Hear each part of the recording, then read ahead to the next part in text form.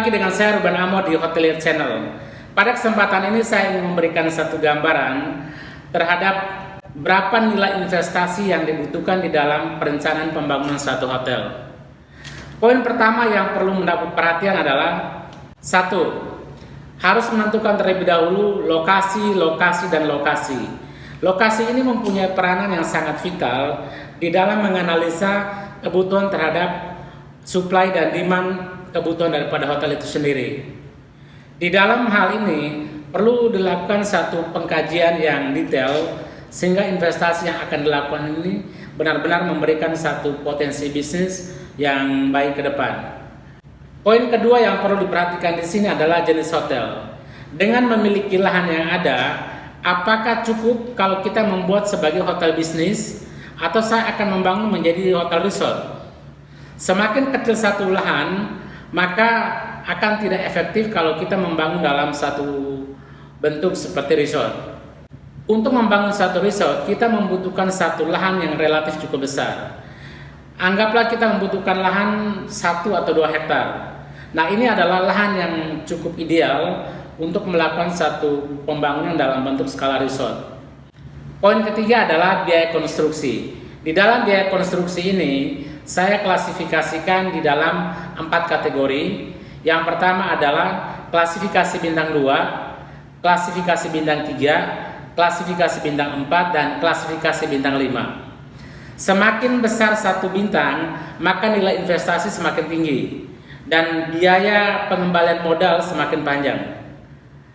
Secara garis besar, untuk proyek pembangunan satu hotel berbintang 2 membutuhkan biaya kurang lebih sekitar 350 sampai dengan 400 juta per kamar. Biaya pembangunan untuk bintang 3 sekitar 400 sampai dengan 500 juta per kamar. Dan bintang 4 nilai pembangunan yang kita butuhkan sekitar 600 sampai dengan 800 juta per kamar. Dan bintang 5 sekitar 800 sampai dengan 1,5 miliar per kamar. Ini adalah salah satu nilai investasi yang besar. Kalau kita menghitung secara jumlah kamar, maka minimal jumlah kamar yang efektif di dalam satu pembangunan hotel adalah 100 kamar. Ini rasio yang sangat efektif sehingga bisa memberikan cash flow yang baik dan secara investasi tidak terlalu membutuhkan biaya yang relatif besar. Poin yang keempat adalah modal kerja.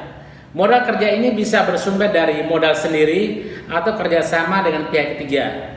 Pada umumnya kita menggunakan bank sebagai mitra kerja di dalam satu proyek pelaksanaan pembangunan. Karena nilai investasi, sekali lagi saya katakan bahwa untuk membangun satu hotel ini membutuhkan biaya yang sangat besar, sementara pengembalian modal ini membutuhkan tempo yang juga cukup panjang. Nah, di dalam hubungan kerja kita dengan perbankan, ada 3 komponen yang perlu menjadi pertimbangan. Yang pertama adalah komposisi berapa nilai pinjaman yang kita ambil terhadap nilai sendiri dengan nilai perbankan. Poin yang kedua adalah berapa nilai suku bunga, karena ini akan mencerminkan satu kewajiban jangka panjang di dalam pengembalian. Dan poin yang ketiga adalah berapa tahun atau tenor nilai pinjaman yang akan kita ambil dari pihak ketiga.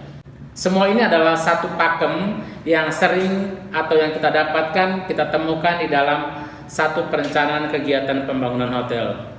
Khusus buat teman-teman para hotelier yang merasa suka, silakan like dan subscribe di bawah ini untuk mendapatkan notifikasi yang akan datang. Sekali lagi, salam.